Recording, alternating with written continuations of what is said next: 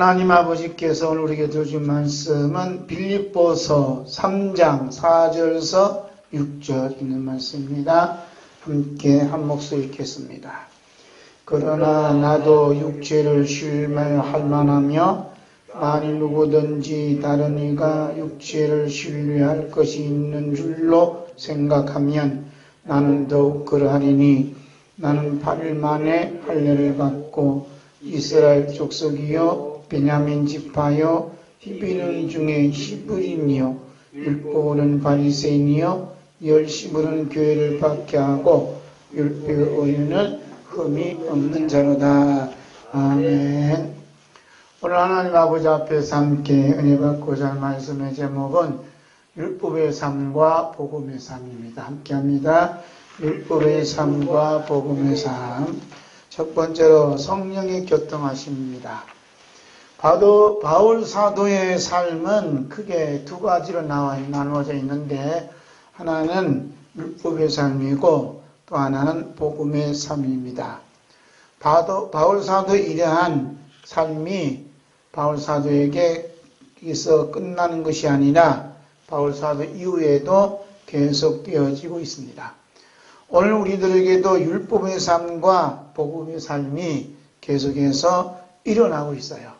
그렇지만 누구든지 나의 율법의 삶이 나의 복음의 삶이 어떤 것인가 구분지어서 생각하거나 말할 수 있는 것은 결코 아닙니다. 오직 성령님의 교통하심을 받은 자에게만 율법의 삶과 복음의 삶이 우리 안에서 일어나고 있구나라는 것을 깨닫게 되고 알 수가 있습니다. 여기서 말씀하고 있는 성령의 교통하심이라는 의미는 우리 주 예수 그리스도께서 십자가에서 무슨 일이 일어났는가를 차후에 우리들에게 통보하는 식으로 말하고 있습니다. 그러니까 성령의 교통하심이 있으면 예수님의 십자가의 사건, 예수님이 부활한 사건이 너에게도 일어났구나라고 알려주는 겁니다. 바울 사도는 고린도 교회에 보낸 편지를 마치면서 축복한 말씀이 성령의 교통하심이라는 것을 포함해서 말씀해요. 함께 볼까요? 고린도후서 13장 13절 주 예수 그리스도의 은혜와 하나님의 사랑과 성령의 교통하심이 너희 무리와 함께 있을지어다. 아멘. 어디 많이 들었지요? 목사님들이 이 말씀 가지고 축도를 하는 거예요. 예수 그리스도의 그 은혜, 하나님의 사랑, 그리고 성령의 교통하심. 다른 분 알겠는데 교통하심이라는 걸 참 어려워요. 어려운데 예수님의 그 십자가의 은혜, 독생자 예수 그리스도를 보내주시고 하나님의 사랑이 너에게 도달했다, 너에게 도착했다 이렇게 알려주는 게 성령의 교통하심이에요. 그러니까 성령의 교통하심이 없으면 십자가의 그 은혜, 그 아버지의 사랑을 알 수가 없다는 겁니다. 성령님의 교통하심이 우리 주 예수 우리 십자가에서 일어났던 사건이 우리 삶 속에서 계속 일어나고 있다라고 알려줘요. 즉 우리 삶 속에 율법의 삶, 또 복음의 삶이 어떤 것인가를 알게 되고 깨닫게 해주고 믿어지도록 성령님께서 역사하셔요. 그러니까 이 복음의 삶이다, 율법의 삶이라는 것은 신학교에서 배우는 것도 아니고 가르치지도 않고 또 교회에서 가르친다 해서 깨닫는 것은 결코 아니에요. 오직 성령님의 교통하심이 우리에게 임할 때만 알 수 있는 게 뭐냐? 율법의 삶이 뭔지 또 복음의 삶이 뭔지 알 수가 있습니다. 바울 사도는 성령의 교통하심이 자신 안에 없을 때는 무엇이 율법의 삶인지 무엇이 복음의 삶인지 생각하거나 또 상상할 수 없었습니다. 오늘 우리도 오늘날까지 예수님을 믿는다고 이렇게 달려왔지만 우리 안에서 일어나고 있는 율법의 삶이 뭔지 복음의 삶이 뭔지 한번 생각해 보셨어요? 그냥 뭐 예수 믿으면 되고 열심히 다니면 되지 뭐 복음의 삶이 뭐고 또 율법의 삶이 뭐야 이렇게 이제 생각하지도 못했다. 그렇지만 우리 예수님께서는 하늘로부터 오는 표적을 보여달라고 자신을 시험하고 있는 사두개인과 바리새인들에게 시대에 분별이 너희는 없구나라고 책망을 해요. 그 말씀이 마태복음 16장 2절 3절 봅니다.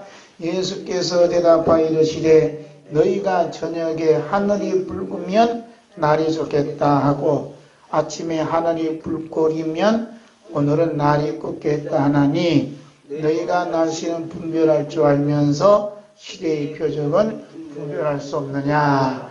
아멘. 날씨는 참 춥다, 따갑다, 뭐 따뜻하다, 시원하다 이런 거 아는데 왜 시대의 표적을 모르냐. 오늘도 우리나라에 일어나는 모든 일들, 전 세계에 일어난 모든 그 표적을 볼 때 너희는 분별할 수 없니? 하고 책망하시는 거예요. 바울 사도는 로마 교회에게 보낸 편지에서 분별할 것을 이렇게 권면해요. 로마서 12장 2절 봅니다. 너희는 이 세대를 본받지 말고 오직 마음을 새롭게 함으로 변화를 받아 하나님의 선하시고 기뻐하시고 온전하신 뜻이 무엇인지 분별하도록 하라. 아멘. 하나님께서 뭘 기뻐하실까? 뭘 또 선하게 여기실까? 온전하신 무엇인가? 분별할 수 있는 그 관심을 가지고 좀 해보라. 힘써라. 이렇게 말씀해요. 그리고 고린도 교회 보낸 편지에서는 오직 성령님의 가르침을 받아야만 영적인 일을 분별할 수 있다. 이렇게 이제 결론을 맺고 있어요. 자, 고린도전서 2장 13절 봅니다. 우리가 이것을 말하거니와 사람의 지혜가 가르친 말로 아니하고 오직 성령께서 가르치신 것으로 하니 영적인 일은 영적인 것으로 분별하느니라. 아멘. 사람의 지혜로 가르친 말로 아니한다. 그러니까 제가 아무리 설교를 잘한다 할지라도 여러분이 깨닫는 게 아니에요. 알기는 알지만 이게 뭐라고 삶이 안 되는 거예요. 삶. 그 성령님이 가르쳐 주셔야만 분별할 수 있어서 이것이 율법의 삶이었구나, 이것이 복음의 삶이었구나라고 알게 된다. 할렐루야. 이렇게 성령님의 가르침을 받아서 율법의 삶과 복음의 삶이 분별할 수 있게 했을 때는 이 세상에 줄 수 없는 기쁨과 기도와 감사가 영 깊은 곳에서 마르지 않는 생수처럼 콸콸콸 흘러나와요. 한번 볼까요? 데살로니가전서 5장 16절에서 18절 봅니다. 항상 기뻐하라, 쉬지 말고 기도하라, 범사에 감사하라. 이것이 그리스도 예수 안에서 너희를 향하신 하나님의 뜻이니라. 아멘. 항상 기뻐할 수 있을까? 쉬지 말고 기도할 수 있을까? 범사에 감사할 수 있을까? 제가 지난 화요일날 홀리클럽이라고 대전에 있는 이제 장로님들, 집사님들이 새로남교회에서 일주일에 한 번 기도회를 가세요. 그 이제 사무총장 장로님이 자기 고민이 있대. 항상 기뻐하라. 쉬지 말고 기도하라. 범사에 감사는 어떻게 하면 좋을까? 어떻게 하면 좋을까? 고민해 드린 게 아니라 성령님 가르침이 있으면 복음의 삶이 이거구나. 또 이 율법의 삶이 이거였구나 하는 사실을 알면 항상 기뻐하고 또 쉬지 않게 또 기도하게 해주시고 범사에 감사하더라 하는 비밀이 담겨져 있어요. 오늘 그 비밀을 받아가세요. 자, 두 번째 율법의 삶 볼게요. 바울 사도에게 있어서 율법의 삶이 어떤 것인가를 자세히 밝힌 말씀이 오늘 본문 말씀이에요. 바울 사도에게 있어서 고백하고 있는 율법의 삶의 꼭지점이 뭔가? 빌립보서 3장 6절 봅니다. 열심으로는 교회를 핍박하고 박해하고 율법에 의르는 흠이 없는 자였다. 바울 사도의 그 율법의 삶이 참 이게 중에 이게 나누거든요. 확실히 알고 있거든요. 율법의 삶에 이 꼭지점이 있어요. 꼭지점. 꼭지점이 뭐라 그래? 이 삼각형 그림 여기가 꼭지점, 여기가 꼭지점. 가장 맞다는데, 가장 높은데 꼭지점. 이게 뭐냐 하면 교회를 핍박하고 박해했다. 이게 율법의 삶의 최종적인 그냥 결과가 교회를 향하고 있어요. 이게 이제 오늘 말씀을 하고 있습니다. 자, 볼까요? 4쪽. 바울 사도에게 있어서 율법의 삶의 꼭지점은 교회를 박해하는 것입니다. 바울 사도가 박해했던 교회는 오늘날 부동산의 교회가 아닙니다. 바울 사도가 살았던 그 시대의 교회는 오늘날처럼 부동산 교회가 있는 게 아니에요. 여기 이제 우리 대전시내에 보면 큰 교회 있고 뭐 십자 있고 그런 부동산의 교회가 없어요. 예수님 당시 때도 교회가 그런 건물 따로 없단 말이에요. 유대인 회당에서 또 성전에서 마을 회관에서 그 다음에 길가에서 또 바닷가에서 아니면 집에서 어디서든지 예배 드린다. 바울 사도가 생각했던 그때 교회, 그 교회는 예수님 이름으로 모인 성도들이 모인 그 자체가 교회다 이렇게 보는 거예요. 할렐루야. 우리는 이렇게 좀 풍요로운 시대에 살고 있으면 그렇지만 제가 어렸을 때 보면 교회 여기 어디에 원동에 그 교회를 가는 천막 치고 교회를 했어요. 천막이 교회라니 천막. 창고처럼 창고에서 교회하고. 지금도 아프리카나 이런 데는요 건물이 따로 없어요. 그냥 사람들이 모이면 그거 교회예요. 거기서 예배하고 거기서 찬송하면 그거 교회라. 야, 교회 가자 했는데 건물이 없어. 교회 가자 했는데 그 목사님 계시고 선교사님 계시고 나무꾼 밑에 있는 그분들이 그거가 교회예요. 그 사람이 교회다. 성도다. 교회가 교회다. 이런 것을 이제 바울 사도 때는 그렇다는 거야. 그래서 그러니까 이제 바울 사도가 그 교회를 고백했다는 교회를 박해했다는 그 교회는 교회 건물을 부순 게 아니고 예수님의 이름으로 모인 성도들을 못 살게 굴었다 이겁니다. 할렐루야. 그래서 예수님께서 이렇게 주님의 이름으로 모인 성도들 뭐라고 했냐면 자기 몸이다 이렇게 말씀을 해요.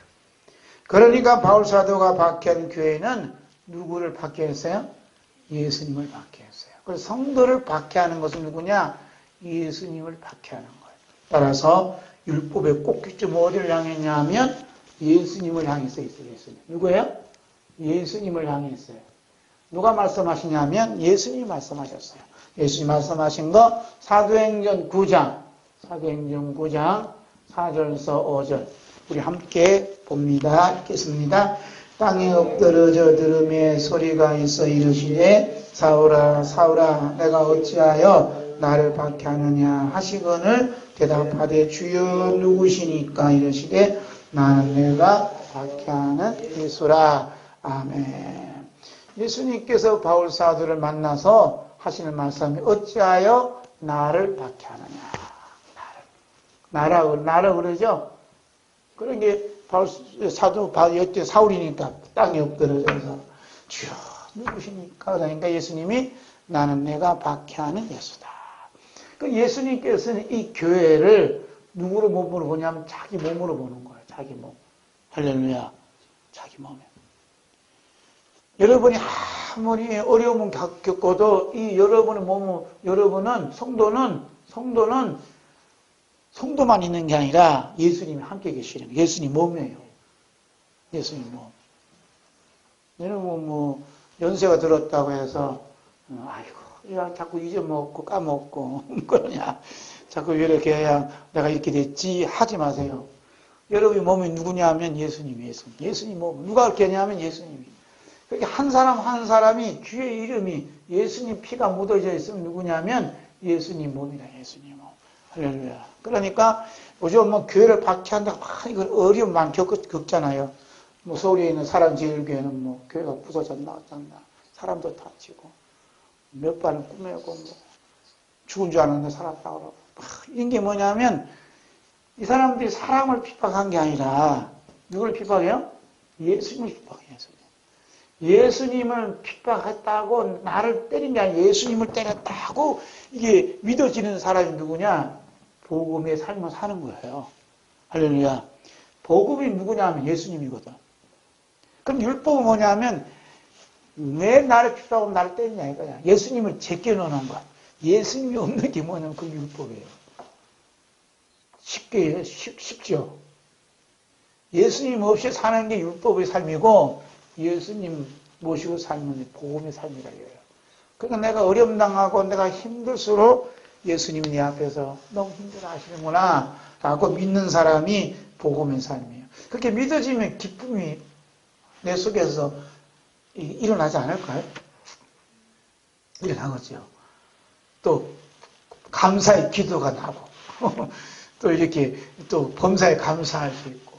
왜냐하면 예수님이 나를 이 벌레만도 못하는 걸 저것들이 나를 다 짓밟고 이렇게 못살이 구는 이 몸을 예수님 몸처럼 여기주시니 얼마나 감사하네. 얼마나. 할렐루야. 자, 4조 밑에 보겠어요? 우리 예수님께서 다메섹에 가는 사울을 만나 주셔서 나는 내가 받게 한 예수라고 하신 말씀이 사울에게만 그치지 아니하고 오늘 여러분과 저에게 하신 말씀으로 영혼에 와 닿아요. 그 영혼에 와 닿도록 하시는 분이 누구냐? 성령님 그렇게 하신다 이거예요. 그게 성령님의 교통하심이다. 이런 말씀이에요. 다시 말씀드리면 바울 사도의 율법의 삶이 오늘 우리들의 현재의 삶이 될 수 있고 오늘 어떤 분들에게는 과거의 삶이 되어서 일체감을 가질 때에 우리가 성령님의 인도함 받아서 우리 주 예수 그리스도의 십자가의 길을 천국 길을 생명 길을 걷고 있구나라고 믿으신다 이거예요. 할렐루야. 바울 사도에게 있었어요. 율법의 꼭지점이 교회를 박해하는 것임을 알게 된 것은 누구한테 배운 게 아니라 복음의 삶이 임했기 때문에 알게 됐다는 거예요. 그 복음의 삶이 임하니까 자신의 모든 과거의 삶이 뭐라요? 율법의 삶이었구나. 어제의 삶은 율법의 삶이었구나 하는 것을 알았습니다. 이렇게 율법의 삶에서 복음의 삶으로 거듭날 수 있었던 것은 우리 주 예수 그리스도의 십자가의 사건이 바울 사도의 삶에서 일어났다는 거예요. 이게 참 중요한 거예요. 이제 복음의 삶, 여기다 복음의 삶 볼게요. 복음의. 그 율법의 삶에서 복음의 삶으로 이렇게 넘나든 사람은 누구냐? 바울 사도거든요. 그 십자가의 사건이 누구한테 일어나냐? 바울 사도한테 일어난 거예요.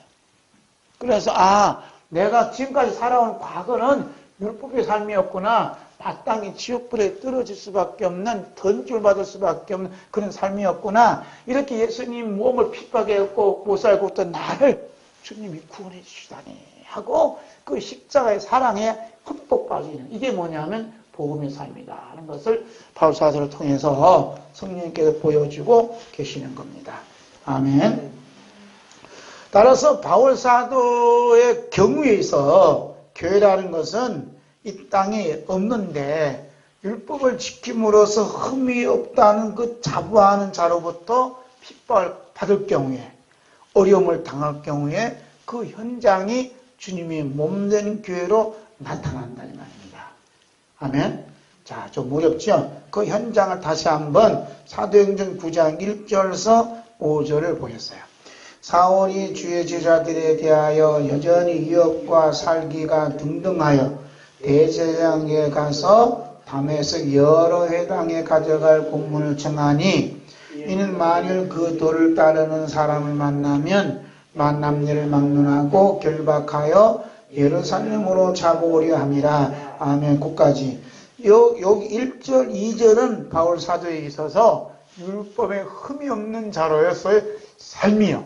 그러니까 율법의 삶이 어떻게 복음의 삶을 핍박하는가 하는 것을 알려주는 그 말씀이 3절, 4절, 5절입니다. 함께 읽습니다. 사울이 길을 가다가 다메섹에 가까이 이르더니 호련히 하늘로부터 빛이 그를 둘러 비추는지라 땅에 엎드러져 들음의 소리가 있어 이르시되 사울아 사울아 내가 어찌하여 나를 박해하느냐 하시거늘 대답하되 주여 누구시니까 이르시되 나는 내가 박해하는 예수라. 아멘. 그러니까 예수님은 교회는 누구라고 했어요? 예수님 몸이라잖아요. 예수님 몸. 그러니까 바울 사도는 이때는 사울 입장에서는 교회가 없었는데 예수님께 나타나심으로 박해를 받으신 예수님 나타나심으로 바로 여기가 교회로 왔구나 하는 것을 바울 사도가 알게 됐다는 거예요. 아멘. 근데 부동산 교회가 세워진 교회마다 지붕에 뭐가 있죠? 십자가 있다. 십자가 있어요. 안에 들어와도 십자가 있고 어디 가도 십자가 있어요. 교회 명패를 붙여 다 십자가가 있어요. 그래서 예수 믿는 사람이다. 또 교회라 그러면 우리가 언뜻 머릿속에 나타난 그림은 뭐예요? 십자가예요, 십자가. 아, 교회. 십자가구나. 그래서 교회를 박해하는 사람들이 제일 먼저 하는 일이 뭐냐? 이게 십자가를 쥐어버려요. 십자가를 부셔버려요. 그래서 중국에서는 교회 큰 게 몇만 명이 드나드는 교회 그 종탑을 십자가를 콜코니로 딱 끄집어내잖아요. 그 불이 태워버리잖아요. 이런 일들이 한국에도 이제 얼마 안 남았어요. 이게 제가 몇 년 전부터 하지만 혹시나 했지만 일이 벌어지잖아요. 일이 벌어진다.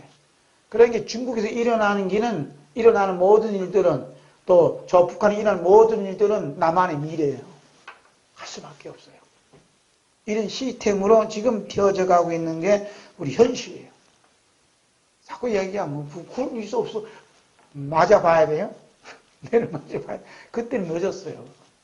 그래서 그래서 이 십자가를 다 치워버리면, 그 다음에 교회를 불태워버리면 교회가 없어지는 줄로 착각을 해요. 누가? 공산당이. 교회를 비판하는 자들. 왜냐하면 그들이 생각하는 교회는 건물이다, 또 십자가라면 생각하는 거예요.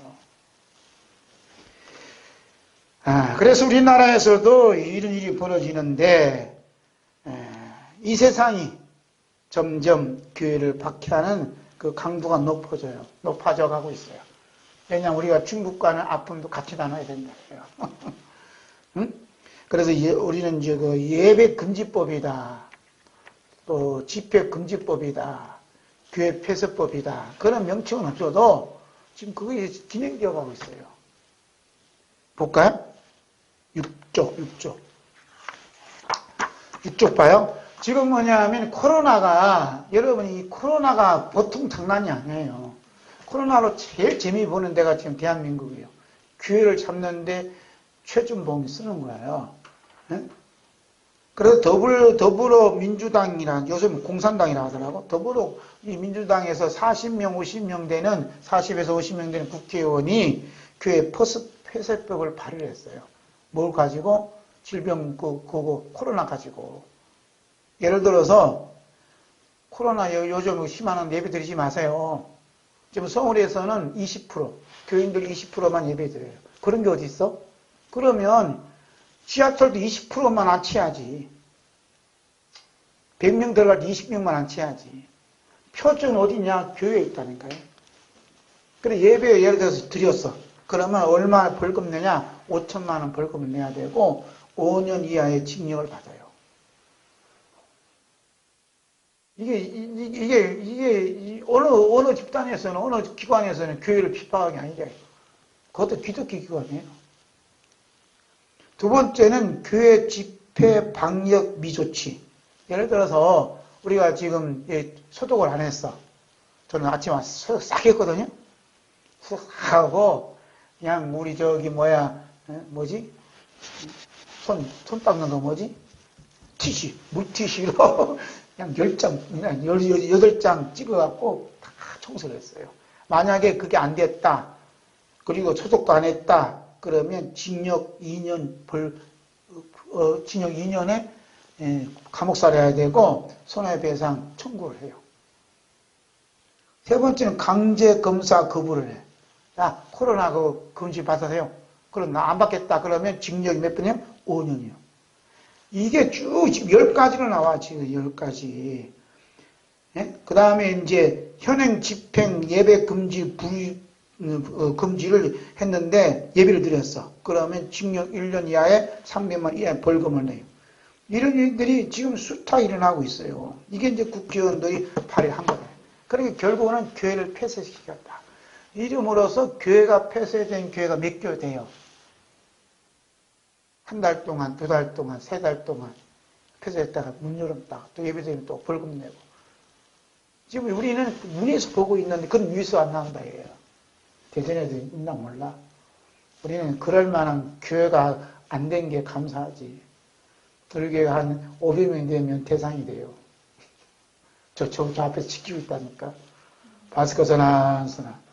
목사님 마스크 쓰고 하나하나. 교인들이 마스크만 쓰면 벌금 300만 받았네. 이게 뭐냐면 교회를 폐쇄하고 예배를 금지하는 그런 법안이 채정됐다. 그러면 하나님께서는 왜 이렇게 내버려 둘까? 그러죠. 근데 성령님께서 사도 요한을 통해 2000년 전에 앞으로 교회가 어떤 핍박을 당하고 어떤 어려움을 당하고 어떤 고난을 당할 것인가 이미 말씀하셨어요. 그래서 사도 요한이 보았던 예수님의 몸된 교회가 나타나는 그 현장은 십자가가 있고 부활이 있고 승천이 있다 이겁니다. 볼까요? 그 현장은 요한계시록 11장 10절에서 12절 6쪽 밑에 봅니다. 그들이 그 증을 마칠 때 무저갱으로부터 올라오는 짐승이 그들과 더불어 전쟁을 일으켜 그들을 이기고 그들을 죽일 터인즉 그들의 시체가 큰 성길에 있으리니 그 성은 영적으로 하면 소돔이라고도 하고 애굽이라고도 하니 곧 그들의 주께서 십자가에 못 박이신 곳이라. 백성들과 족속과 방언과 나라 중에서 사람들이 그 시체를 사흘 반 동안을 보며 무덤에 장사하지 못하게 하리로다. 이 두 선지자가 땅에 사는 자들을 괴롭게 한 고로 땅에 사는 자들이 그들의 죽음을 즐거워하고 기뻐하여 서로 예물을 보내리라 하더라.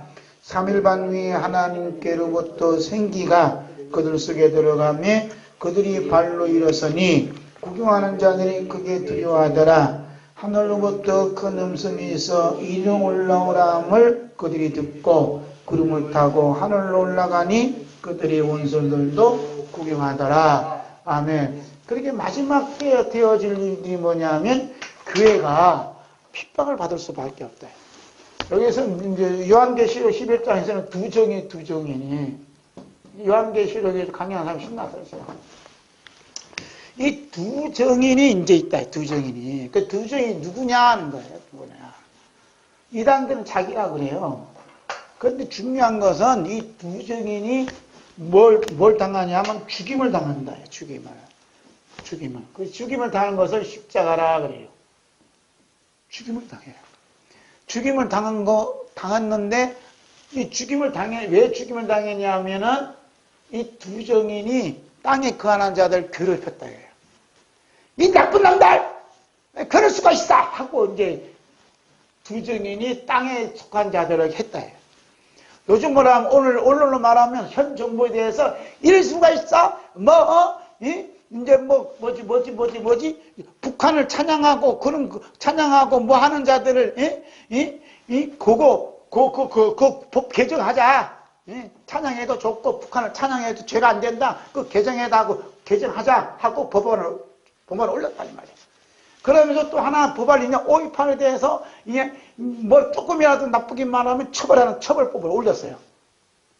그러니까 이제 이 두 정이 하는 말이 그럴 수 있냐 이 말이야. 왜 공산당을 찬양하는 사람은 잘 되게 하고 왜 5.18에 대해서 얘기하면 이제 나쁜 놈이라고 어떻게 그렇게 할 수 있느냐 했다 이 말이야. 그러면 그런 말을 하게 되면 누가 제일 괴로워요 지금?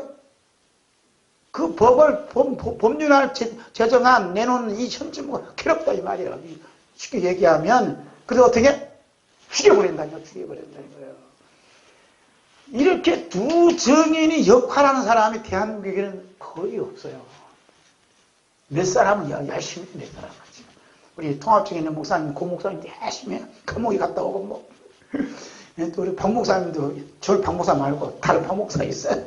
광주에 있는 박 목사도 그러고 여기 성결교에 있는 목사님도 안 목사님도 그러고 몇몇 사람만 지금 이 두 정인 역할을 하는 것 같아요. 왜냐하면 이 땅에 그러니 괴롭히거든. 그냥 고소당하고. 그래, 어제는 이제 고소당한 사람들만 모여서 목사님, 어떻게 이게 교회 예배를 어떻게 박차고 나갈 것인가, 밀고 갈 것인가, 서로 회의하고 기도하고. 여러분, 부정인은 이 땅에서 되어진 모든 일들에 대한 악하다고 말한다, 이 말입니다. 괴롭히는 거야. 그냥 괴롭히는 게 아니고, 하나님의 공의를 외치기 때문에 받는 떡에서는 괴롭힘을 당하는 거죠. 그러니까 어떻게? 법을 만들어서 죽여버린다. 그래서 예수님 오실 때, 예수님 가까이 오시면 오실수록 무슨 법이 성황해? 악법이. 불법의 성함으로 사랑이 시해진다. 사랑의 반대말이 뭐예요? 고소예요, 고소. 그래서 고발이 막 뛰는 거예요.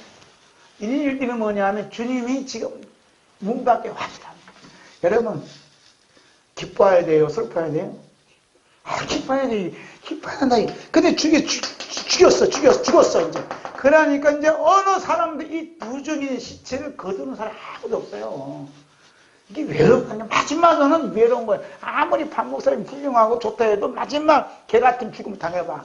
큰 사람 아무도 없어. 가족도 없고 아무도 없어요. 그런데 하나님의 생기가 이 두 증이 들어감으로 사흘 반 만에 부활을 해요.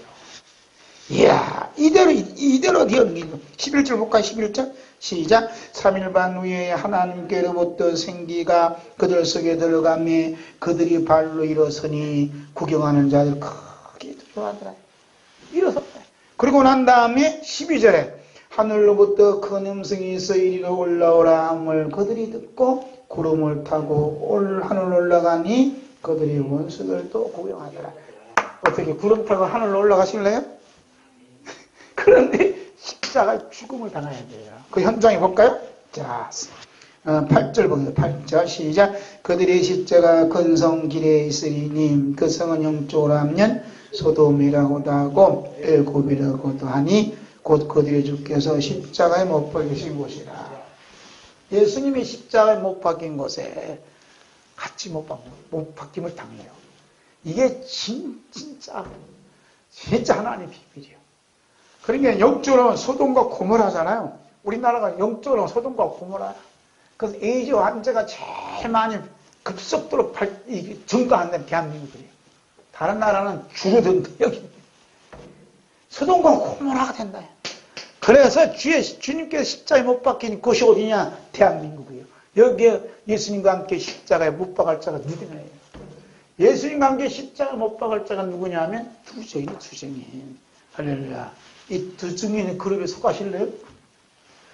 내가 속하고 싶어서 속하는 게 아니라 성령이 모셔야 너 두 증인의 그룹에 속해야 된다 하면 어떻게 예수님과 함께 십자가에 못 박인 것처럼 못 박힘을 당하는 은혜를 받게 됩니다. 할렐루야. 자, 10쪽에 봅니다. 그럼 율법의 삶의 꼭지점이 교회를 박해하는 것이라면 그 박해는 어디에서 시작되는 것인가? 성령님께서는 구약 성경을 너무나 잘 알고 있는 바울사를 통해 그 교회를 핍박하는 그 시작점을 밝혀주셨습니다. 그 말씀이 갈라디아서 4장 22절에서 29절 함께 볼까요? 시작. 기록된 바 아브라함에게 두 아들이 있으니 하나는 여종에게서 하나는 자유 있는 여자에게서 낳았다 하였으며 여종에게는 육체를 따라 낳았고 자유 있는 여자에게는 약속으로 말미암았느니라. 이것은 비유니 이 여자들은 두 언약이라. 하나는 신의 산으로부터 종을 낳은 자니 곧 하갈이라. 이 하갈은 아라비아에 있는 신의 산으로서 지금 있는 예루살렘과 같은 곳이니 그가 그 자녀들과 더불어 종로로 타고 오지 위에 있는 예루살렘은 자유자니 곧 우리 어머니라. 기록된 바 잉태하지 못한 자여 즐거워하라. 산고를 모르는 자여 소리질러 외치라. 이는 홀로 사는 자의 자녀가 남편 있는 자의 자녀보다 많음이라 하였으니 형제들아 너희는 이삭과 같은 약속의 자녀라. 그러나 그때 육체를 떠난 자가 성령을 떠난 자를 박해한 같이 이제도 그러하도다. 아멘. 지금 뭐냐면 이게 육체를 따라난 자가 성령에 따라난 자를 박해하고 핍박했다. 언제? 아브라함 시대부터 쭉 오는 겁니다. 아브라함 이야기거든요. 아브라함은 예를 들어서 아브라함이라잖아. 아브라함. 여기도 써야겠다. 아브라함에게는 두 여인이 있다 그랬어요. 두 여인. 하나는 누구요? 하갈이다. 하갈. 하나는 사라다. 사라. 아이고 잘하시네. 하갈에서 누가 나요? 이스마엘이 나고 그 다음에 사라에서는 이삭이 났잖아요. 이건 비유라 이거예요. 그래서 이쪽에 하갈을 통해서 난 이삭을 뭐라 하냐면 율법의 삶이라고 보는 거고, 그 다음에 사라를 통해 이삭을 낳은 삶이 뭐냐면 복음의 삶이라 이게 보자는 거예요. 그래서 하갈을 통해서 낳은 자를 가르쳐서 율법을 낳으니까 그리고 뭐라 그래요? 육체를 따르는 자예요. 육체를 따르는데 율법을 따르는 자예요. 이 자가 성령을 따르는 자를 박해하고 핍박을 한다는 말입니다. 그런데 보세요. 야들은 각각이지만, 야들을 보면 각각이지만 아브라함 입장에서는 둘 다 누구요? 아들들이에요. 그러니까 아브라함 입장에서는 두 아들이 내 안에 싸우는 거야. 그러니까 내 안에 육체를 따라난 나가 있고 성령을 따라난 나가 둘이 있어요. 아브라함 입장에서 이렇게 비춰보면. 그러니까 지금 우리가 이제 정부에서 핍박한다, 박해한다 하지만 그것은 이제 나중에 드러날 일이고 그 전에 어떤 일이 벌어지냐, 내 안에서 이미 육체를 따라난 자가 성령을 따라난 나를 박해하고 있다는 것을 지금 보여주고 있는 겁니다. 할렐루야. 그래서 나를 박해하고 교회를 박해하고 하는 그 장면만 보지 말고 이러한 사건들이 내 삶에서 어떻게 일어나고 있는가 반영을 해서 비춰봐서 살펴봐야 된다 이거예요. 그것까지 나아가야 돼요. 그것까지. 그래야 진정한 이제 좀 두적인 삶이 나올 수가 있다 이 말입니다. 그 얘기를 하고 있어요. 자, 8쪽 위에 우리가 아브라함 입장이라고 여기고 생각해보면 육체를 따르는 난 내가 성령을 따르는 나를 박해하고 고박한다 이런 걸 봅니다. 제가 한 가지 예를 들어서 한 가지 예를 드는데 조치원에 목회하시는 목사님 한 분 계시는데 저랑 한 살인가 하여튼 뭐 친구지간을 지내고 있어요. 그래서 서울에 있는 백준영 기념관에서 박 목사 우리 만나자 해서 이제 몇 년 전에 이제 갔어요. 갔는데 시간이 됐는데 연락이 안 오는 거예요. 오지 않는 거예요. 그래서 전화했지. 무슨 목사? 무슨 목사? 목사님 지금 어디 계세요? 나 친구라도 목사 이렇게 안 해요. 목사님 지금 어디 계세요? 내가 말이야 서울 기차를 타야 되는데 어쩌다 이 덩신 같은 놈이 부산행기를 탔다네. 그래서 지금 다르게 대대는 내려갖고 지금 서울로 올라오는 길이요. 그러는 것이요. 이 덩신아. 내가 이렇게, 아직도 이렇게 젊은데, 이 덩신이나 해갖고, 이제 금년에 이제 뭐냐면 은퇴해요. 초기 은퇴를 해요. 자꾸 잊어먹는다가 내가 분명히 서울 종로로 가야 되는데, 어떻게 하다 보니 부산에 탔다, 이 말이에요. 조청에서. 이게 덩신이 어딨냐, 이거야. 이게, 이런 일들이 여러분, 살면서 안 있어. 이 덩신 같은 건 왜 내가 이렇게 이럴지라고 앉았지. 내가 분명히 뭘 가지려고 갔는데 보니까 엉뚱한 거 갖고 있는 거야, 이게. 이게 내가 지금 둘이 내 속에서 놀고 있다니까. 그런데 이것이 우리가 일어난 열차를 탔든지 일하다가 이렇게 덩신아 해서 돌이켜서 알게 됐는데 영적으로 말하면 열심히 우리가 신앙생활 한다 이 말이야. 우리 박사님이죠. 말씀교회에서 그냥 수준 신앙생활하고 목사하고 또 설교하고 또 시키는데 열심히 했는데 내 가는 길이 이게 이제 천국 가는 길인지 지옥 가는 길인지 모르고 살았어요.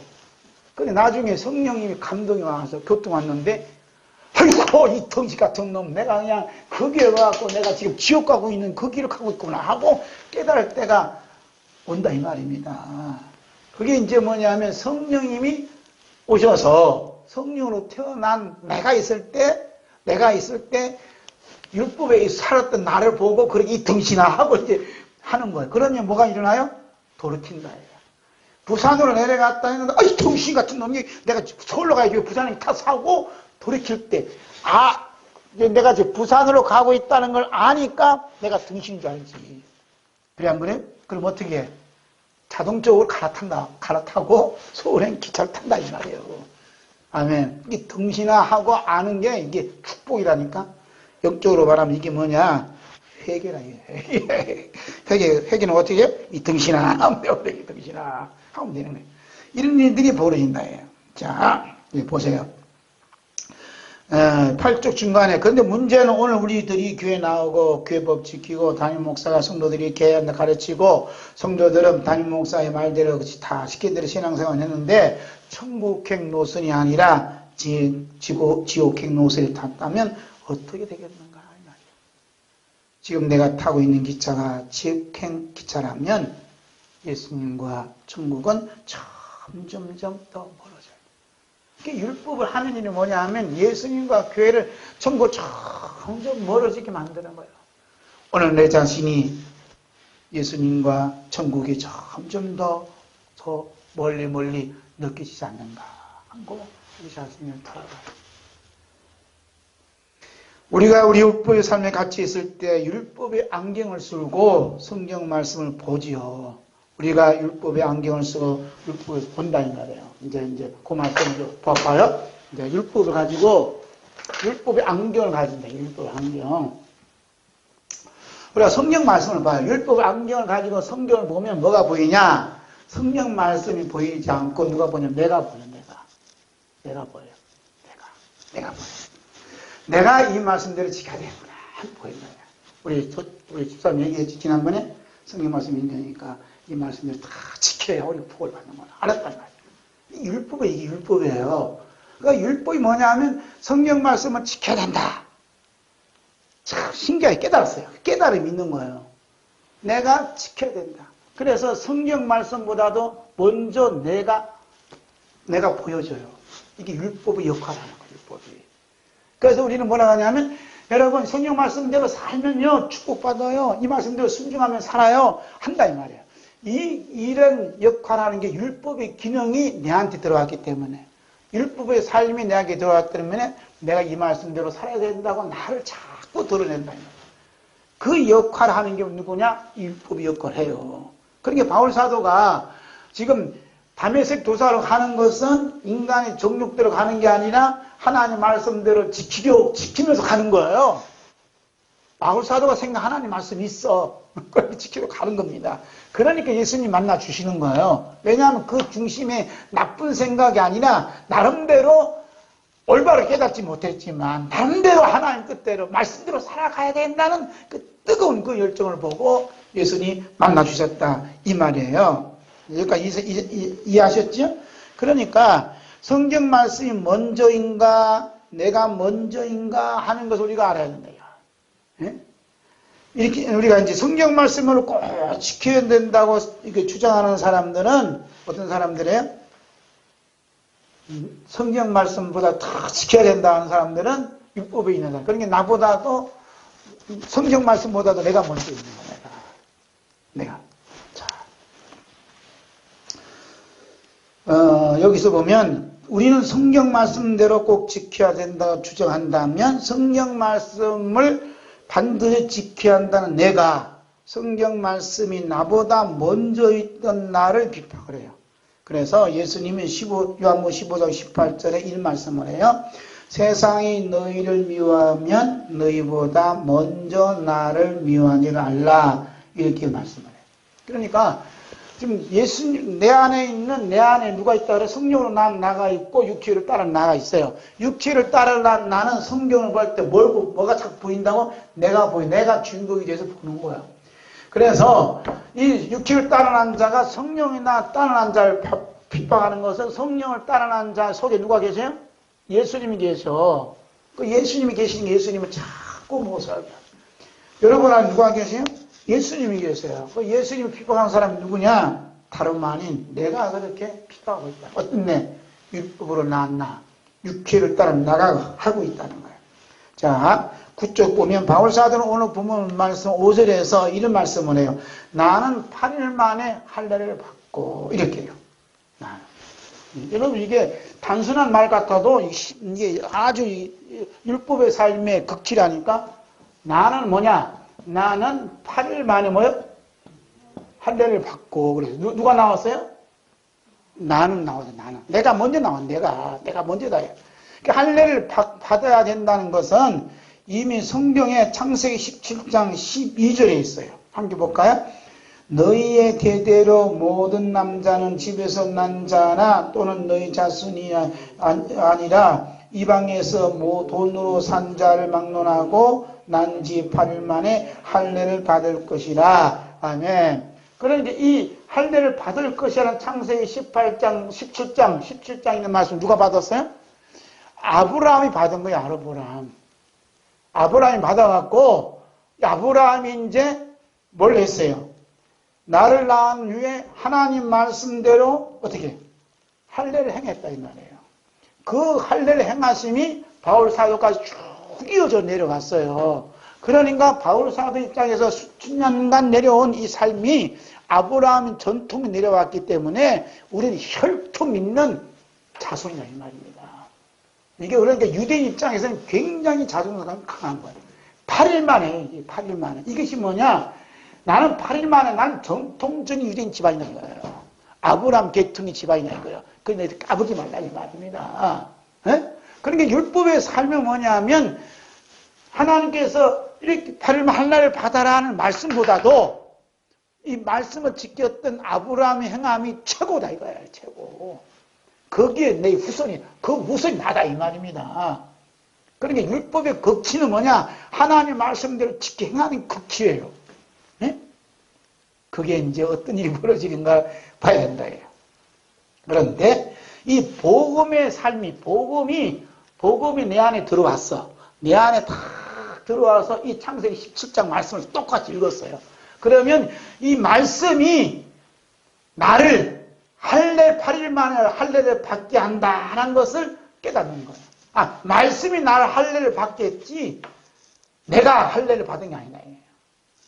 이런 깨달음이 있겠다. 그래서 하나님의 말씀이 나를 이렇게 만들었구나 하고 믿어졌다. 이런 사람이 어떤 사람이냐? 복음의 삶을 산다 이 말입니다. 그래서 복음의 삶은 먼저가 뭐죠? 나보다 먼저가 말씀이에요. 말씀.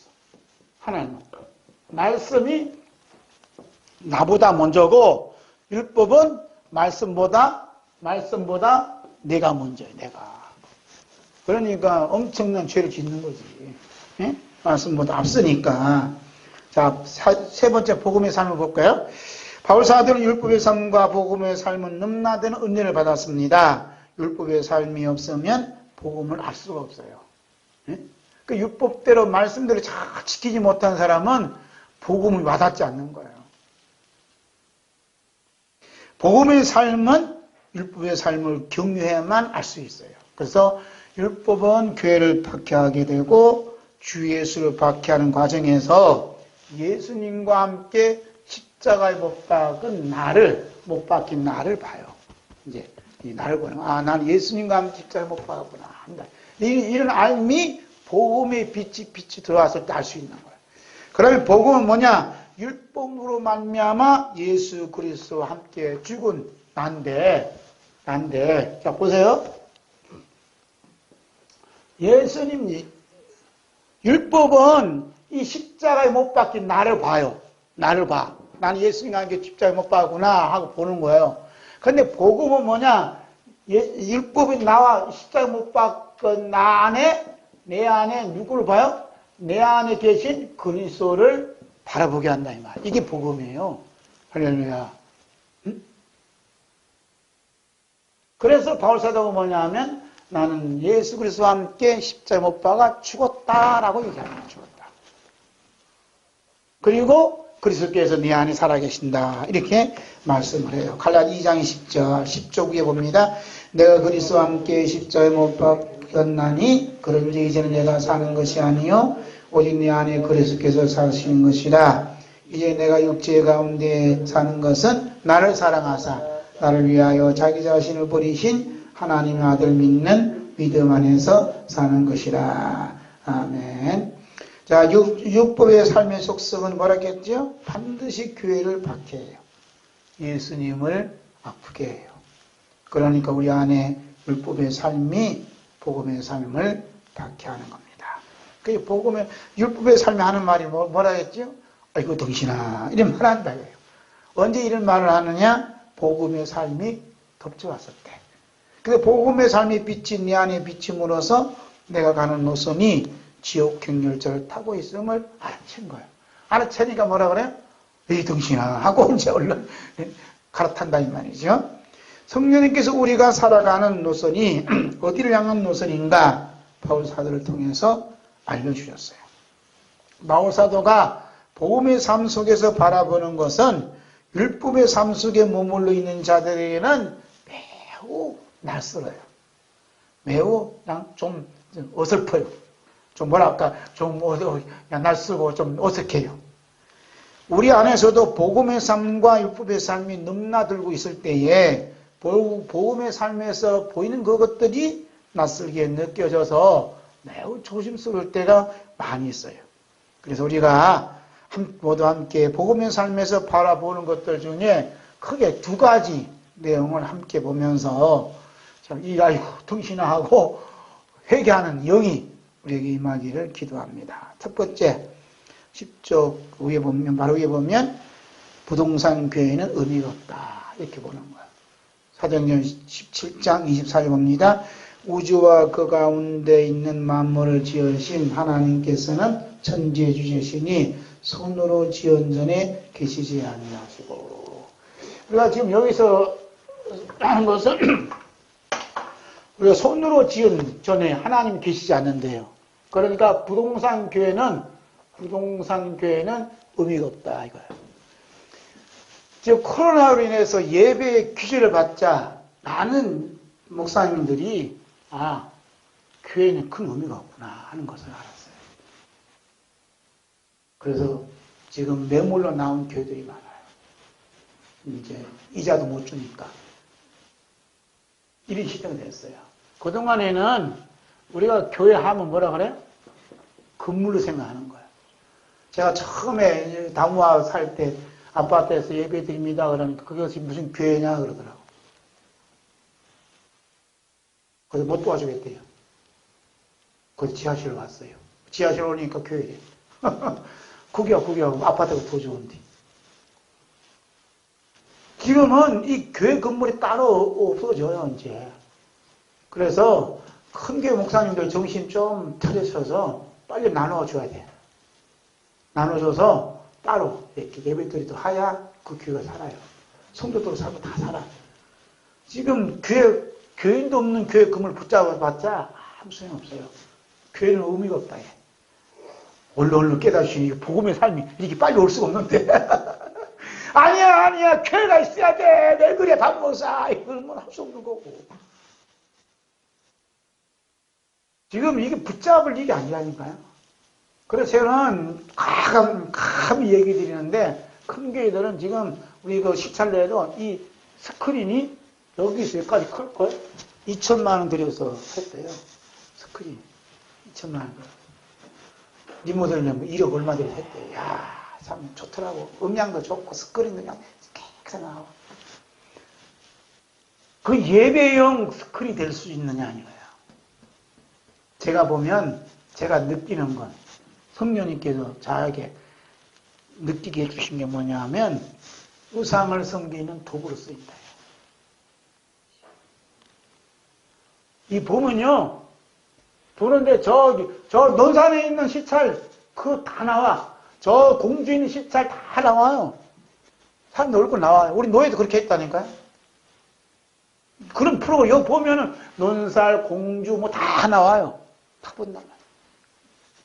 그러니까 누가 지금 짐승 앞에 와서 경비하고 하고 있느냐 안 하느냐 다 안다니까. 그 짐승을 경비할 때가 좋을 때가 왔어요. 북한은 그냥 동상 만들어 놓고 나와서 경비하라잖아. 전국에 2만 명기가 있다며. 지금 스크린에 다 할 거예요. 이제 끝났어요, 게임은. 이제 무서운 시대거든. 그럼 우리는 스크린이 없으니까, 야, 빨리 TV 갖다 놓으라. 그럴 수도 있어요. 이런 시대가 곧 닥쳐왔어요. 그래서 교회라는 것은 건물이 의미가 없다는 거예요. 그래서 하나님은 어디에? 손으로 지은 전에 계시지 아니하시고. 엄청난 얘기를 하는 거예요, 지금. 그 다음에 이제 교회를 뭐라 하냐면, 이제 교회를 지은 사람들이 교회를 맡겨졌어. 그러면 이 교회가 뭐냐면 하나의 별로 보는 거예요. 하나를 날아가면 하나님 나에게 별을 하나 달아준대. 그래서 어떤 분이 이제 교회를 쫙 부지니까 선배 목사님 오셔서, 목사님, 이제는 교회 예쁘게 멋지게 졌으니까 하늘나라에 가면 별 하나 붙겠네. 이렇게 했대요. 그게 이제 자기는 이제 내마야. 그 자기는 지금 내 모레 은퇴하지만 교회를 3개를 건축했기 때문에 별이 나한테는 3개가 보면 돼. 와. 요한계시록 22장까지 봤는데 그 별이 없더라고. 새벽별만 있지. 교회를 증거하고 아무 관계 없어요. 그런 게 뭐냐, 또 한 사람이 있어요. 이 사람은 뭐냐면, 나는 이렇게 목회 몇십 년 했지만, 작은 교회도 나는 짓지 못했어. 아직까지 새빵살이 하고 있어. 이런 사람이 나는 목회 실패했다. 그래요. 나는 교회를 새겨줘서 하늘 나라에 별이 있다. 나는 목회에 성공했다. 성공했다, 실패했던 사람은 같을까요? 다를까요? 똑같아요. 똑같아요. 어디에 똑같으냐? 율법에 속해서 똑같아요. 똑같은 동급이에요. 그러니까 교회를 못 앉아도 실패했다 하면 안 돼요. 하나님은 우리 손으로 지어서 성전에 안 계세요. 어디 계시는가 볼까요? 어디 계시는가? 우리 예수님께서 이스라엘 땅에 있을 때에도 이 성전에 대해서 많은 유대인들, 심지어 제자들조차도 큰 의미를 두었어요. 왜 그럴까요? 그들이 율법의 삶에 머물러 있기 때문에 그렇습니다. 그래서 제자들이 예루살렘의 성전이 유대함과 영원함 보여주고 싶은 마음으로 예루살렘 성전을 예수님께 보여드리고 싶어서 또 이렇게 나아갔어요. 이때 예수님께서는 그때까지 율법의 삶에 머물러 있던 제자들에게 너무나 낯설고 흑폭탄 같은 말씀을 하셨어요. 함께 봅니다. 마태복음 24장 1절 2절. 예수께서 성전에 나와서 가실 때에 제자들이 성전 건물들을 가리켜 보이려고 나오니 대답하여 이르시되 너희가 이 모든 것을 보지 못하느냐? 내가 진실로 너희에게 이르노니 돌 하나도 돌 위에 남지 않고 다 무너뜨려진다. 제자 예수님 예루살렘 성전 보세요 하니까 예수님이 뭐래요? 돌 하나도 돌 위에 남지 않고 다 무너뜨려. 얼마 안 있을 그 미래를 본 거예요. 예수님 말씀대로 예루살렘 성전이 돌 하나도 돌 위에 남지 않고 다 무너졌어요. 지금 교회에서 별 3개 달았다고, 또 몇개 달았다고, 내가 우리 교회 뭐 500억 들여서 잘 지었다고, 다 무너져요. 사랑제일교회 원로 손 떼면 좋아요. 그거 붙들고 있으면 복음이 빛이 안 들어와. 네? 다 무너져요. 핵폭탄 하나 하면 끝나. 새로 함께 그렇게 대전 제일 큰 다음에 폭탄이 끝나. 무너질 때가 곧 왔어요.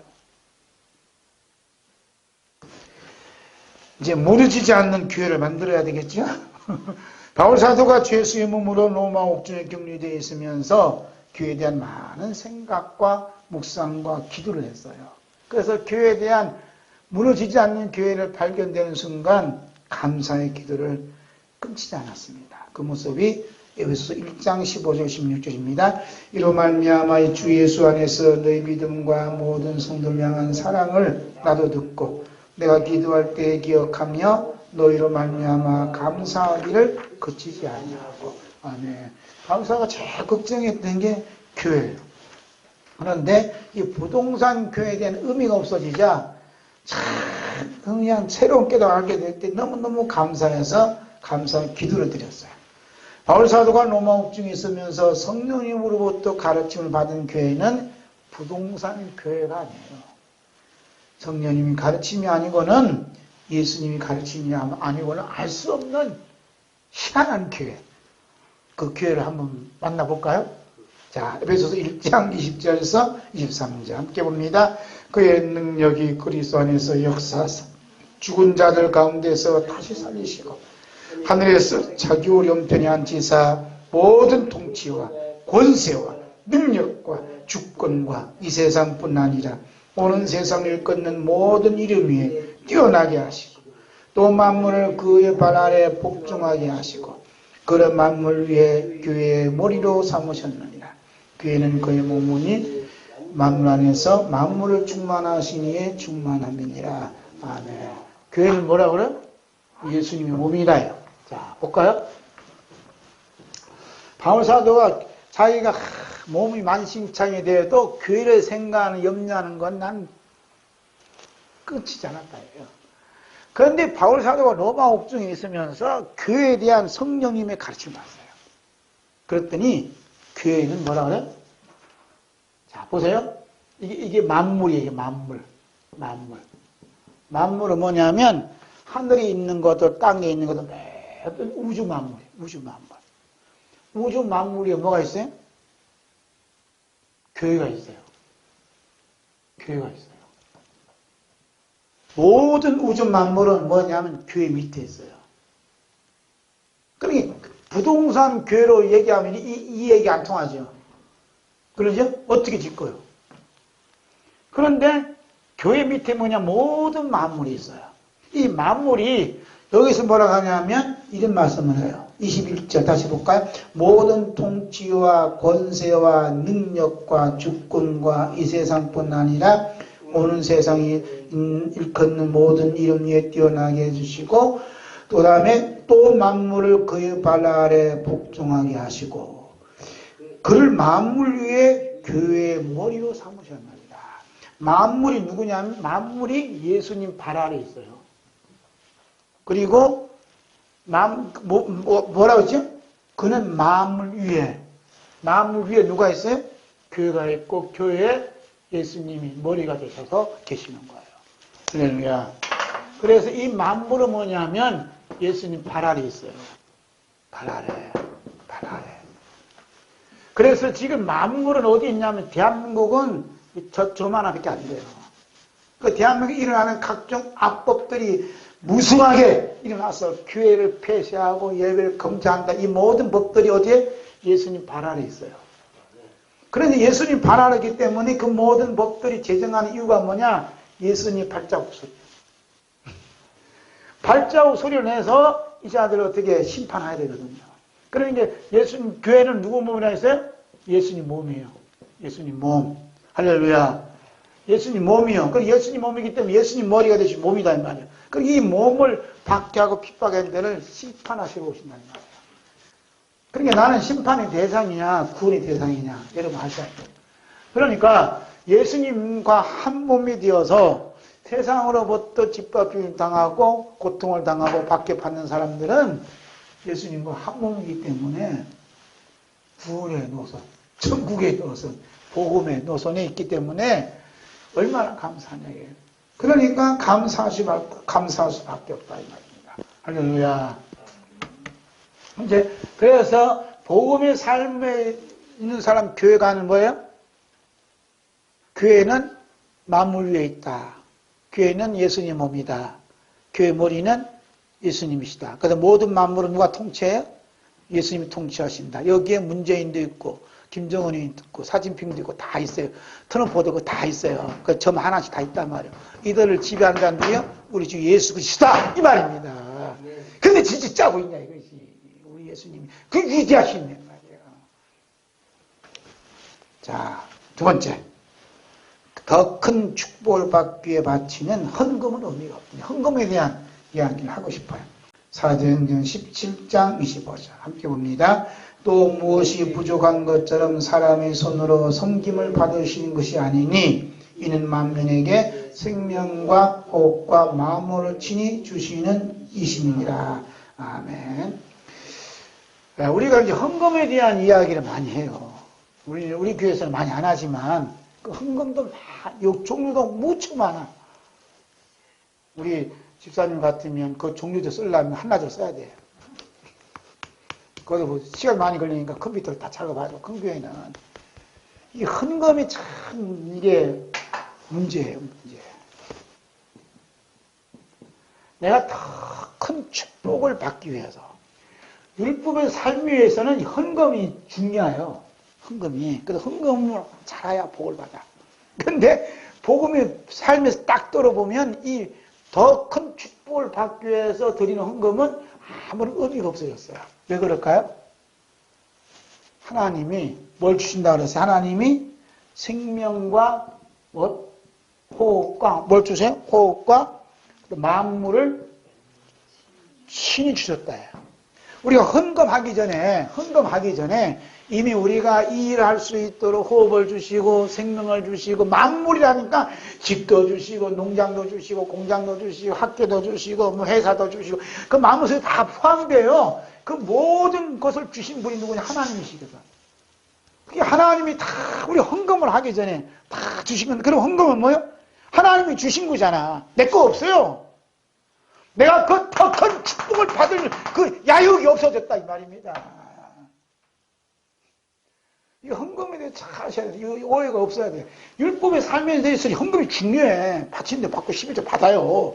근데 이 복음의 빛이 딱 들어 뭐라 하냐면, 복음이 뭐라 하냐면, 아니야, 너 헌금하기 전에 이미 하나님 너에게 움직일 수 있는 호흡을 주셨어. 생명을 주셨어. 그러니 만물을 주셨어. 그러기 때문에 너에게 드리진 모든 헌금은 의미가 없는 거야. 라고 이렇게 하는 거예요.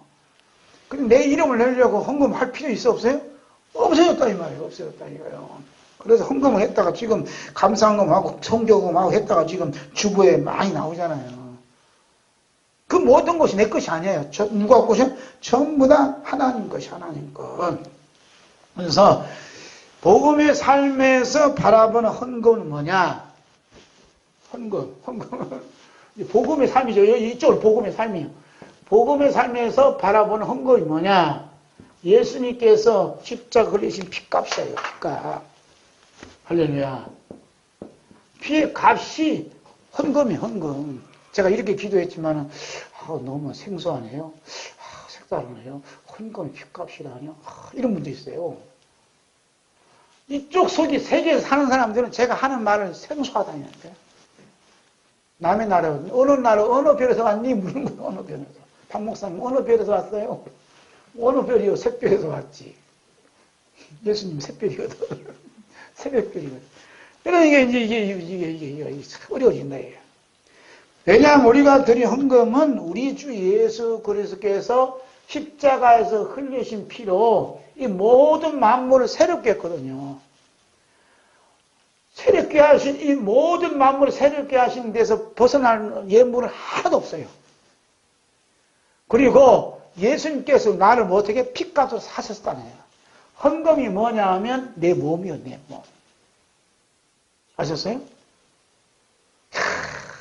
아까까지는 헌금이 의미가 없다며. 우리가 더 큰 축복 받으려고 하는 헌금이 더 커요. 아니면 복음의 삶에 들어왔는데, 아니 헌금은 내 몸이다 하는 것이 더 커요, 의미가. 이게 더 크지. 저는 세게 얘기한다. 헌금은 뭐라고요? 내 몸이요. 아이고, 뭐 조금밖에 안 했다. 조금 되어도 그건 내 몸이라니까요. 예를 들어서 이 손가락은 내 몸이 아니에요? 내 몸이요.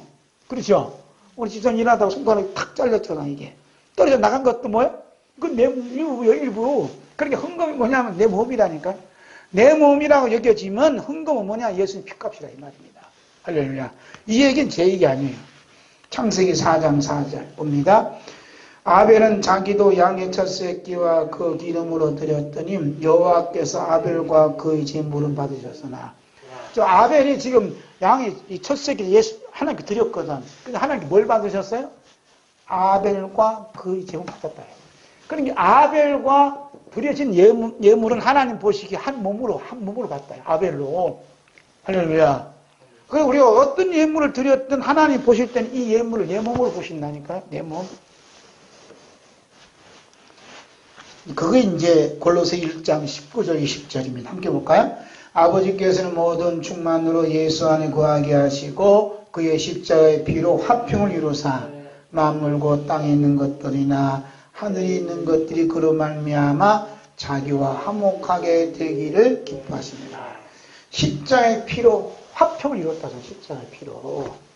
그리고 땅에 있는 것들은 하늘에 있는 것들 뭐냐면 예수님의 십자가 흘린 피로 지금 묻혀 있어요. 그 피로 지금 묻혀 있기 때문에 이 자연이 우주 만물이 그냥 고장도 안 나고 지금 잘 돌아가요. 어디서 한쪽에도 고장 나면요 우리는 온데 갔다 없이 사라져 버려요.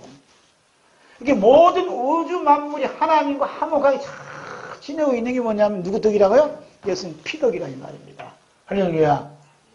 그러니까 오늘 우리가 이렇게 살아온 모든 삶이 뭐냐면 예수님의 피값으로 이렇게 살고 있음을 믿어줘야 된다는 게 믿어줘야 된다는 거예요. 할렐루야. 응? 그래서 우리가 이제 예수 그리스도께서 흘리신 피로 땅에 있는 것들이나 하늘에 있는 것들이나 이 모든 것들을 화평을 이루셨기 때문에 우리가 이젠 예물로 헌금으로 하나님하고 화평을 이루겠다 하는 것은 의미가 없다 이 말이에요. 아멘? 율법 아래 있을 때는 예수님 피가 없기 때문에 예물로 드려진 예물로 하나님과 화평하게 되기를 원했어요. 예물 없이는 안 돼. 드려야 돼. 그런데 이제 우리가 복음 안에 들어왔어. 예수님이 십자가가 우리 닥쳐오면 내가 이 헌금 드려진 헌금으로 하나님하고 좀 이렇게 하나님 마음을 달래야지. 하나님 마음을 기쁘게 해드려야지. 하나님과 어떻게 화목하게 지내야지 하는 그 꼼수로 헌금을 한다는 것은 우리 주 예수 그리스도의 십자가 흘린 피를 더럽히면 용서받지 못할 죄를 저지르고 있다는 거예요. 이게 무섭다니까, 이게 무섭다니까요. 그러니까 복음의 삶에 복음이 없기 때문에 이 헌금 가지고 장사를 많이 하지. 복음이 없기 때문에. 복음이 없다는 얘기는 십자가 피가 없어요. 피가 없으면 지옥밖에 없어요.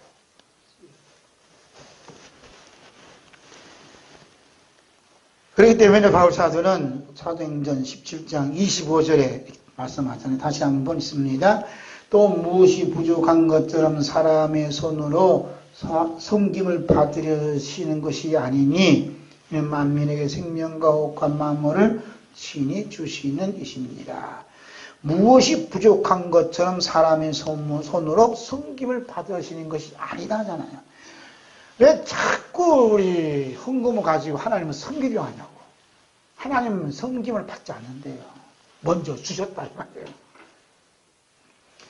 여러분, 우리 우주와 그 가운데 있는 만물을 지으신 하나님께서 천지의 주제신이 손으로 지은 것이 전에 계시지 아니하오라는 말씀과 만민에게 생명과 호흡과 만물을 친히 주시는 이십니다. 그러니 우리가 더 큰 축복을 받기 위해 드려진 헌금은 의미 없다는 말씀이 늘 있는 말씀인가 아니면 낯설고 색다르게 들려지는가 하는 게 중요한 거예요.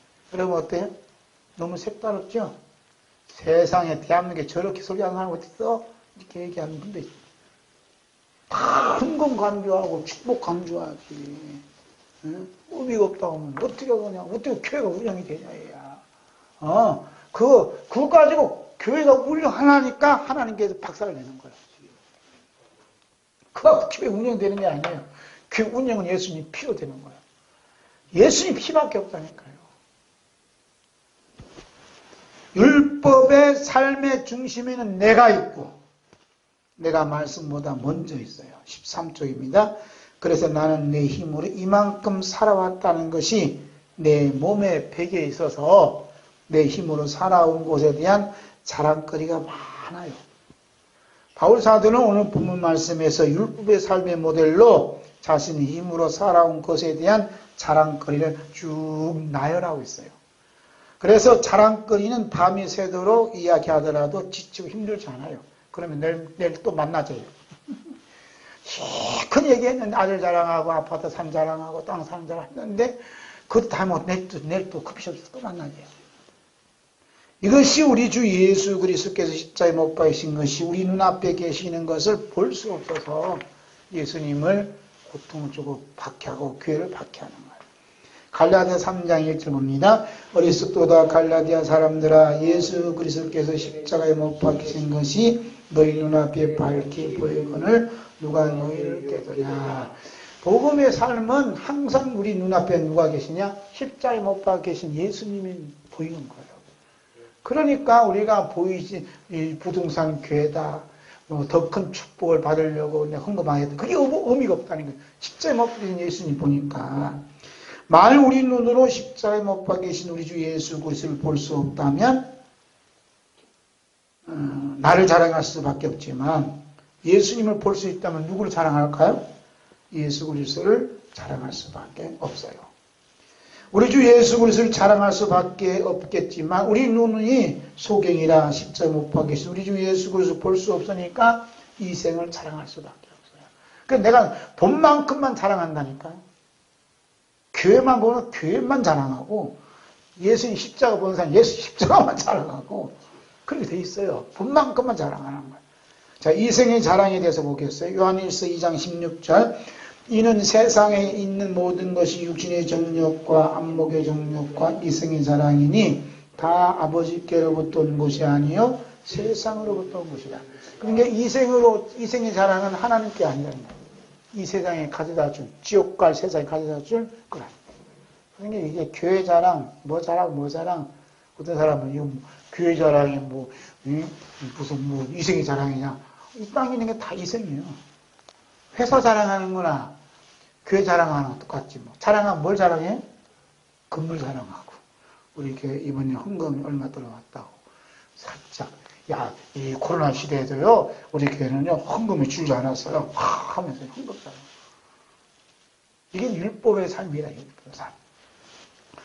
바울 사도는 자신이 율법의 삶의 극치를 달리는 것들이 육신적인 바울 사도 자신에게는 윗된 것이지만 이것이 그리스도의 적이 되고 그리스도의 원수가 된다는 것을 밝히고 있어요. 이 말씀이 빌보 3장 7절 봅니다. 시작. 그러나 무엇이든지 내게 유익하던 것을 내가 그리스도를 위하여 다 새로 여길 뿐이더라. 바울 사도도 율법의 삶이 좋지요. 내가 유익한 거죠. 그러나 나를 위해서 죽으신 예수님을 위해서는 예수 해가 된다. 적이다. 해. 자, 네 번째로 천국의 노선과 지옥의 노선 봅니다. 복음의 삶 중심에는 하나님이 계시고 우리 주 예수 그리스도 십자가가 있어요. 우리 주 예수 우리 십자가가 우리보다 먼저 있는 삶이 복음의 삶이에요. 2020년 12월 이제 얼마 안 남았죠? 25일이면 한 해 갑니다. 첫 주일을 맞이할 수 있는 것은 내 힘이 아니라 우리 주 예수 그리스도께서 십자가 흘리신 피의 용서였음을 자랑합니다. 이 자랑을 갈라디아 6장 14절 봅니다. 그러나 내게는 우리 주 예수 그리스도의 십자가 외에 결코 자랑할 것이 없으니 그리스도로 말미암아 세상이 나를 위하여 십자가에 못 박히고 내가 또한 세상을 대하여 그러하니라. 아멘. 율법의 삶이 우리를 돕고 있으면 우리 앞에 나를 위한 꽃길이 탄탄대로처럼 펼쳐진 것을 봐요. 그런데 이것이 신기루라는 걸 모릅니다. 신기루라는 말은 바다 위나 사막에서 빛의 밀도가 다른 공기층을 통과하면서 굴절하여 생기는 현상.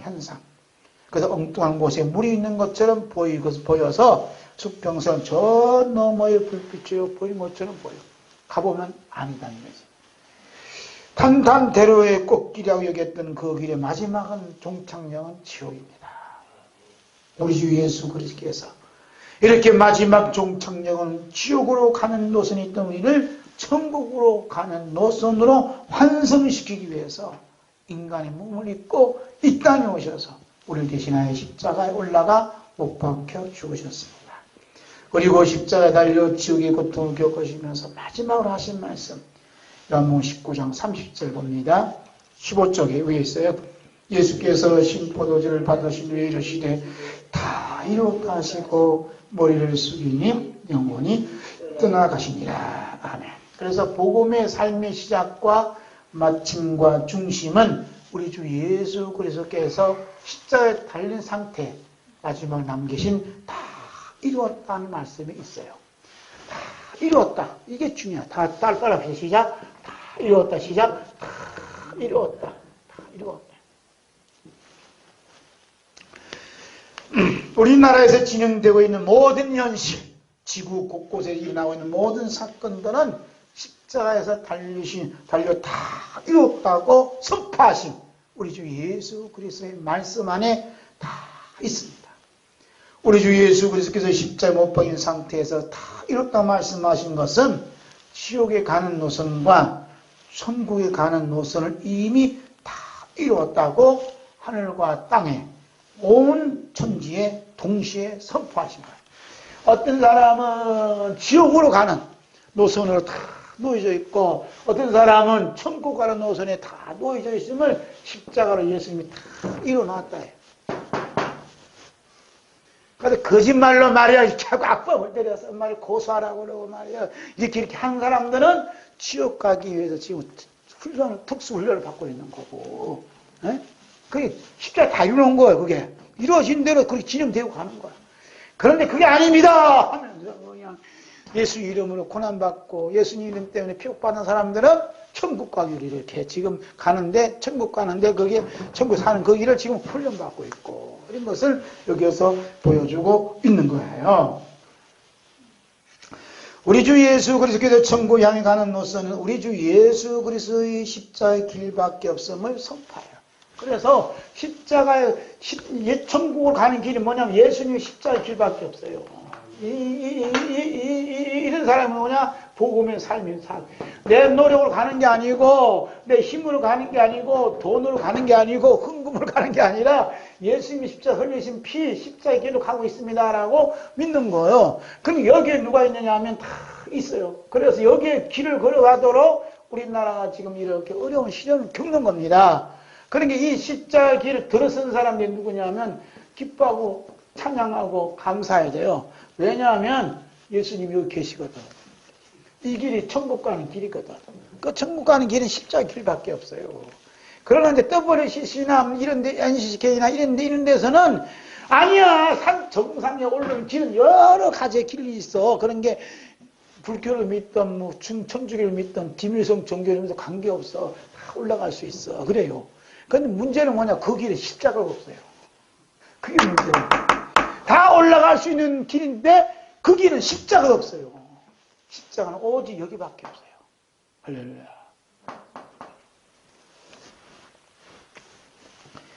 율법의 삶은 지옥을 향해 가는 노선이 어떤 것인가를 보여주는 것이라면 복음의 삶은 천국을 향해 가는 것이 어떤 것인가를 보여주는 거예요. 우리 주 예수 그리스도의 십자가의 길을 걸어가는 성도는 복음의 삶을 사는 자신은 자신이 없고 그리스도가 계시고 자기는 아니오고 예수님은 이해가 된다는 믿음의 삶을 살아가는 겁니다. 그래서 복음의 삶을 사는 사람들은 자신 앞에 누가 길이 놓여져 있어요? 예수님이 십자가의 길이 놓여져 있음을 보는 거야. 그리고 부 아래 있음을 보는 거야. 내 길이 뭐냐 하면 예수님 가신 십자가의 길이요. 어제 밤새도록 일하셨죠. 십자가에 가는 길이요. 어제 밤새도록 일했거든. 한숨도 못 자고. 집사님도 일하자, 낮에. 일하는 거 어떤 거냐? 우리 예수님 가시는 그 십자가 길을 걸어가는 거나 하고 믿어. 이 사람이 누구냐 하면 복음의 삶을 사는 사람이에요. 근데 율법에 사는 사람은 어떤 십자가 길이 안 보이고 내 길이 보여. 하나가 이르려고 저 인간 만나서 이걸 고생하는구나 하고 이제 한다예요. 이렇게 왔다 갔다 하는 거예요. 내 속에서. 때로는 저 인간만 저렇구나 했는데, 어느 때는 주의 영이면서, 이 길이 십자가의 길이구나. 또 이렇게 또 회개하고 왔다 갔다 하는. 그러다가 이쪽 가는 십자가 가는 길이 비율이 많아지면 천국에 가깝게 느껴지고, 예수님이 내 곁에 계신 늘 가깝게 느껴진다예요. 할렐루야. 마태복음 16장 24절 25절 있습니다. 이에 예수께서 제자들이 이르시되 누구든지 나를 따르거든 자기를 부인하고 자기 십자가 지고 나를 따를 것이니라. 누구든지 제 목숨을 구원코자 하면 잃을 것이요 누구든지 나를 위하여 제 목숨을 잃으면 찾으리라. 아멘. 율법의 삶 속에는 이 십자가, 예수님 십자가 없지요. 오직 나의 목숨이 잘 돼야 되고 나의 목숨이 형통해야 되고 나의 목숨이 살아야 된다는 것밖에 없어요. 내가 없는 교회, 내가 없는 세상 아무런 의미 없다고 생각하는 분들이 율법에 머무를 때 삶을 사는 거야. 저도 그렇게 생각해요. 그런데 예수님 이런 말씀하셨어요. 마태복음 16장 26절입니다. 사람이 만일 온천을 얻고도 제 목숨을 잃으면 무엇이 가리요? 사람이 무엇을 주고 제 목숨을 바꾸겠느냐? 온천을 얻고도 자기 목숨을 잃으면 무엇이 유익하냐 이게. 복음의 삶 속에는 예수님의 십자가가 있습니다. 예수님의 십자가는 온 천하를 다 이뤄도 이룰 수 없는 목숨으로 바꿔주셨어요. 이 목숨이 예수님의 생명입니다. 아멘. 예수님의 생명이 여러분과 제 안에 있으면 복음 안에 사는 삶이고 이 세상에 나를 죽인다 할지라도 더 감사한 것뿐이요. 네, 예수님 걸어가신 그 십자가에 더 가까이 가게 해주신 것 너무너무 감사해요. 너무너무. 우리 예수님께서는 이런 약속을 했어요. 마태복음 16장 27절 봅니다. 인자가 아버지의 영광으로 그 천사들과 함께 오리니 그때 각 사람이 행한 대로 갚으리라. 아멘. 우리 주 예수님께서 다시 오셔서 갚으시는 우리의 행함은 무엇까? 자기 목숨을 위해 율법의 삶을 사는 자들은 지옥으로 갚아주시고, 예수님의 생명을 위해서 복음의 삶을 사는 자들은 천국으로 갚으시는 거예요. 할렐루야. 이 성령님께서 예수님의 이렇게 갚으신 은혜를 받은 성도가 구약의 성경에 등장시켜 놓으셨어요. 그 말씀을 우리 함께 보고 마칩니다. 시편 23장 1절에서 6절입니다. 여호와는 나의 목자시니 내가 부족함이 없으리로다. 그가 나를 푸른 풀밭에 누시며 술 많은 물가로 인도하시는도다. 내 영혼을 소생시키시고 자기 이름을 위하여 의의 길로 인도하시는도다. 내가 사망의 음침한 골짜기로 다닐지라도 해를 두려워하지 않을 것은 주께서 나와 함께 하심이라. 죄 지팡이와 막대기가 나를 안위하시나이다. 주께서 내 원수의 목전에서 내게 상을 차려주시고 기름을 내 머리에 부으셨으니 내 잔이 넘치나이다. 내 평생에 선하심과 인자심이 반드시 나를 따르니 내가 여호와의 집에 영원히 살리로다. 아멘. 마라나타.